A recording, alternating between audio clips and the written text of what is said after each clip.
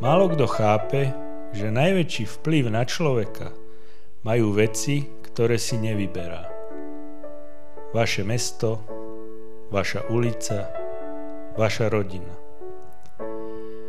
Patríme niekam, kde nám nič nepatrí. A predsa je to naše.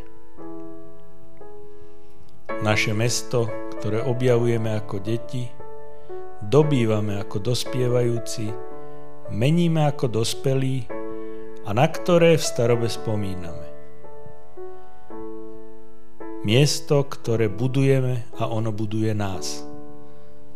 Miesto, kde sme doma.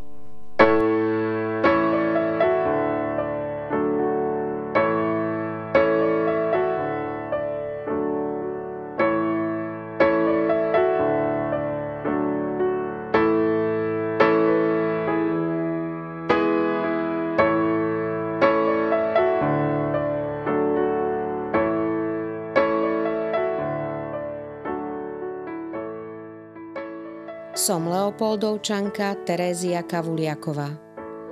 Samospráva ma hlbšie zaujala v roku 1998, keď som začala pracovať na Leopoldovskom mestskom úrade ako kultúrna referentka, neskôr ako referentka životného prostredia a napokon ako pracovníčka ekonomického úseku.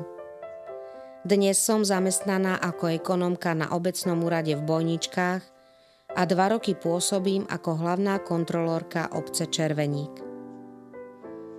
Pred 4 rokmi ste si ma zvolili za poslankyňu mestského zastupiteľstva v našom meste a v ňom som doteraz vykonávala funkciu predsedníčky finančnej komisie pri mestskom zastupiteľstve. Skutočnosť, že ste mi dali dôveru pred 4 rokmi, ma osmeľuje osloviť vás opäť a požiadať vás o hlas nielen do poslaneckého zboru, ale aj na post primátorky mesta. Istotne sa budete pýtať, prečo. Pokúsim sa objasniť vám moju motiváciu. Ostatné roky boli z finančného hľadiska pre Leopoldov priaznivé, čo vidieť na uskutočnených projektoch a našom každodennom živote v meste. Žičlivé obdobie so sebou prináša aj nové výzvy. Chuť prijať ich značením by mal však doplniť aj realistický pohľad na možnosti ich uskutočnenia. Znepokojuje ma, že z Leopoldova sa z viacerých príčin sťahujú rodiny do okolitých miest a obcí. Preto pokladám za dôležité vytvoriť lepšie podmienky na individuálnu bytovú výstavbu a stavbu nájomných bytov. Mesto vlastní viacero objektov, ktoré sa 10 ročia nevyužívajú a mohli by vytvoriť vhodné podmienky na trávenie voľného času a kultúrno-spoločenské aktivity mladšej aj staršej generácie. Riešenie vidím v rekonštrukcii kina, spolkovej záhrady či starého cintorína. Reprezentatívnejšie priestory poskytnú aj lepšie podmienky na kultúrne a spoločenské podujatia. V tejto oblasti vidím príležitosť v rozšírení podujatí kultúrneho leta, napríklad o hudobné festivaly a koncerty, či umelecké a divadelné vystúpenia. Prázdne budovy a priestory však nesplnia svoj účel. Naplniť ich spokojnými ľuďmi je možno ešte ťažšie, ako ich postaviť. A to je naša spoločná úloha. Tu sa chcem oprieť o jestvujúce spoločenské a športové organizácie, ktoré dlhé roky v meste fungujú a verím, že ich príklad pritiahne ďalších. Jednou z možností by mohlo byť aj zriadenie centra voľného času, ktoré by mohlo naštartovať tradíciu aktivít pre deti, mládež, dospelých aj seniorov. Potreby ľudí však nesúvisia len s bezstarostnými chvíľami. Občania nášho mesta nástojčivo pomenovali potrebu lepšej starostlivosti o seniorov, zdravotne postihnutých a chorých. Túto problematiku považujem za rovnako dôležitú ako starostlivosť o deti a mládež. Rozvíjajúcu sa diskusiu poslancov o tejto téme zastavila absencia vhodných priestorov. Napriek tomu sa črtajú možnosti rekonštrukcie bývalej policajnej stanice na denný stacionár, ktorý by skvalitnil život týmto obyvateľom a ich rodinám. Jedným z mojich prioritných cieľov je nielen moja vlastná otvorenosť voči občanom, ale aj otvorenosť Leopoldovskej samosprávy. A to nielen v poskytovaní informácií, ale aj v počúvaní názorov ostatných. Môže to zlepšiť kvalitnejšia webová stránka, možnosti diskutovať na internete, či pravidelné doručovanie informácií o podujatiach a novinkách do domácností v našom meste. Každá zmena so sebou prináša výzvy.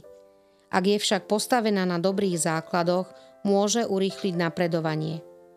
Nové vízie by preto mali vychádzať z toho, čo v našom meste tradične funguje dobre. Iba tak je možné menej fungujúce oblasti našej samosprávy posunúť dopredu.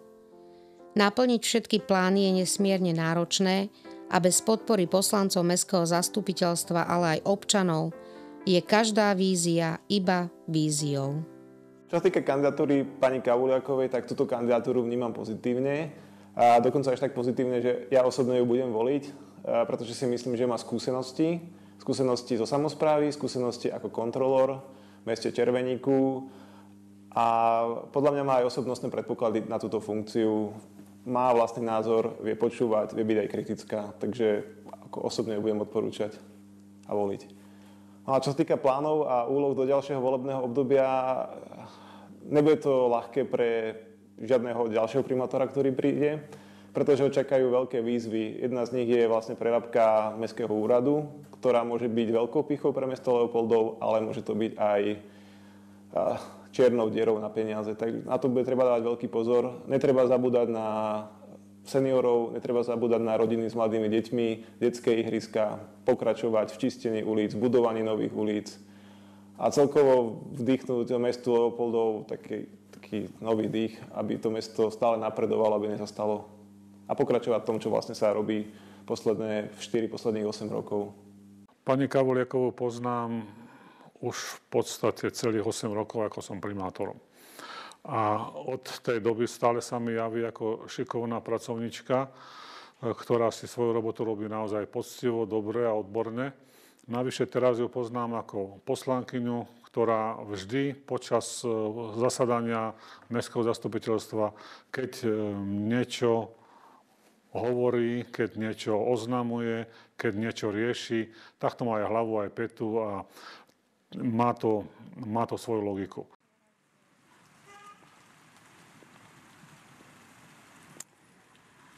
Tak Terku ako kandidátku na primátorku vnímam veľmi sľubne, pretože Terka ako človek je veľmi kreatívna, nebojí sa víziev,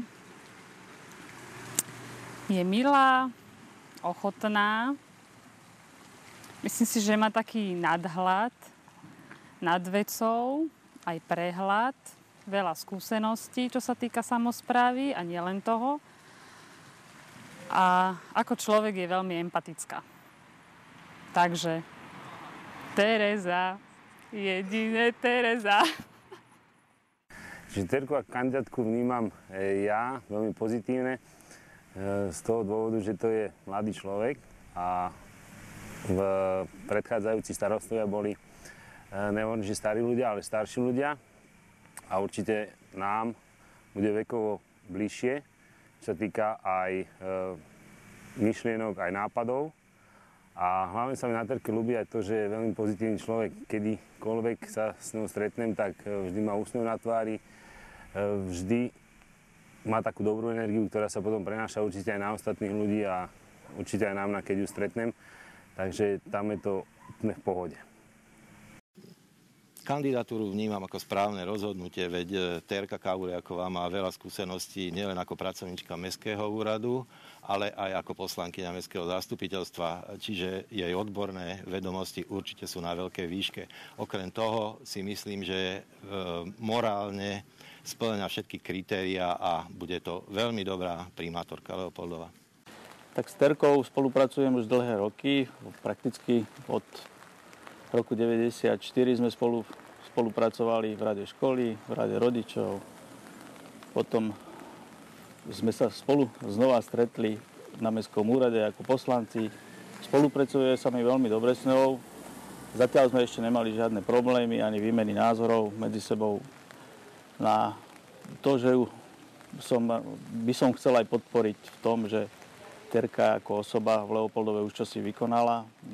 Dlhá pracovníčka na mestskom úrade a pomáha hodne v kultúre, v športe. No a ja jej len prajem, aby sa jej to všetko úspešne zdarilo. Tereziu Kavuliakovú si pamätám ako svoju žiačku a mám na ňu len tie najlepšie spomienky. Aj teraz sledujem jej profesný vývoj a som rada, že moja prognóza bola správna. Naša spoločnosť, aj Európska únia, sa snaží preferovať viac žien do politiky, aj keď to nie je pre ženy matky ľahké. Ale myslím, že je to správne, lebo ženy matky majú čo povedať aj do diania v štáte, aj do komunálnej politiky v našom meste. Čo by mala zlepšiť v Leopoldove, alebo na čo by sa mala zamerať? Napríklad stacionár pre dôchodcov, ohradenie detského ihriska. Čo sa týka úpravy mesta, v našom meste sa veľa urobilo. Minulé zastupiteľstvo skrášlilo Leopoldov, je čím ďalej, tým krajší. A dúfame, že aj ona v tejto činnosti bude pokračovať naďalej. Kandidatúra Terky Kavuliakovej na primátorku tohto mesta, tá kandidatúra ma vôbec neprekvapila. Terku poznám veľmi dávno, ešte od školských čias. Pamätám si ho ako kultúrnu pracovníčku, ktorá pracovala aktívne v škole. Pamätám si ho ako zamestnankyňu mesta, kde som sa s ňou stretával asi najviac. A v súčasnosti pôsobí v poslaneckom zbore Leopoldova. A podľa môjho názoru je to jeden z najkvalitnejších členov tohto zastupiteľstva. Terku Kavuliakovú poznám ako úprimného a ochotného človeka. No predovšetkým ju poznám ako rešpektovanú poslankyňu zastupiteľstva, ktorá sa nebojí pustiť sa aj do otvorenej diskusie. Najmä preto, lebo Terka Kavuliaková sa neuspokojí s hociakými argumentmi, s hociakými vysvetleniami a s hociakými riešeniami.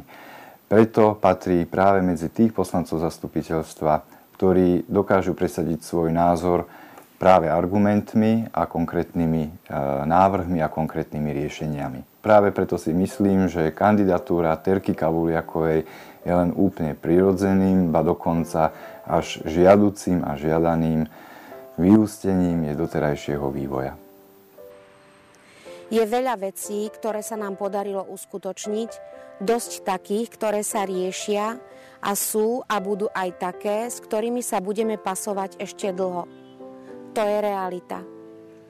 Všedný život prináša každému z nás rôzne podmienky na uskutočňovanie plánov a vízií. V mojom živote sa snažím svoje plány naplňať a verím, že v spolupráci s vami sa mi to bude dariť i pri riadení nášho mesta. To je odpoveď na otázku, prečo kandidujem za primátorku mesta Leopoldov a verím, že veci, ktoré sme si nevybrali, ale majú na nás najväčší vplyv, dokážeme meniť k lepšiemu prostredníctvom ľudí, ktorých si vybrať môžeme.